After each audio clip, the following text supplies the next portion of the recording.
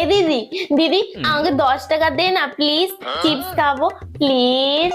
কি চিপস খাবি? 1 পয়সাও দেবো না তোকে, 1 পয়সাও না। আমার সাথে ঝগড়া করার সময় মনে থাকে না, এখন ছুচোর মতো টাকা চাইতে চলে এসেছিস? যা এখান থেকে।